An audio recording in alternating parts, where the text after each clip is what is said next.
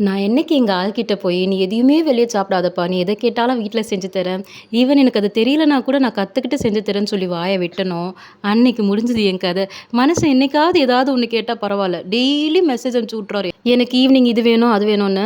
அது மாரி தான் இன்னைக்கு பன்னீர் 65 வேணும்னு சொல்லி மதியமே மெசேஜ் அனுப்பிச்சாச்சு. இது என்னடா நான் முன்ன பின்ன செஞ்சதும் இல்ல, பார்த்ததும் இல்ல, சாப்பிட்டதும் இல்ல. என்ன போய் கேட்கிறேன்னா, "இல்ல, இல்ல எனக்கு உன் மேல நம்பிக்கை இருக்கு. ட்ரை பண்ணுமான்ட்டாரு."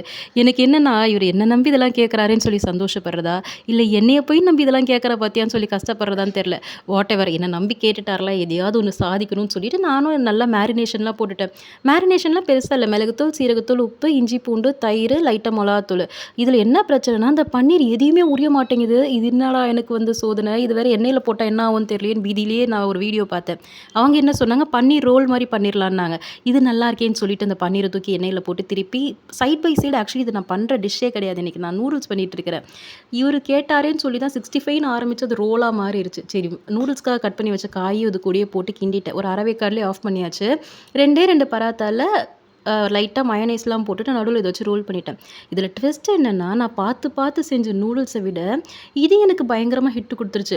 லைஃப்ல தான் நமக்கு நம்ப எக்ஸ்பெக்ட் பண்ணி பண்ற விஷயம்லாம் சொதப்பும். அன்எக்ஸ்பெக்டடா இருக்கிறதெல்லாம் நல்லபடியா நடக்கும்னு பார்த்தா, சாப்பாட்லயும் அந்த மாரி தான் இருக்குது. சரி என்னமோ ஒண்ணு நமக்கு ஹிட் ஆனா போதும்னு சொல்லிட்டு நான் இத ரோல் பண்ணி வச்சுட்டேன். அவரு என்னடான்னா, "நான் 65 தானே கேட்டேன். இதையே செஞ்சேன். நீ சாப்பிட்டு பாரு நல்லாருக்கும்." அப்படின்னோனே ஒரு பைட் எடுத்தோனே செம்மையா இருக்குன்ட்டாரு. இது எனக்கு ஆனா எந்த அளவுக்கு ஹெல்தின்னு எனக்கு தெரியல. நெறைய சாஸ் யூஸ் பண்ணதுனால. ஆனா நம்ம வெளிய போய் சாப்பிடுறத விட வீட்ல செய்றது எவ்வளவோ ஹெல்தி தான்பா.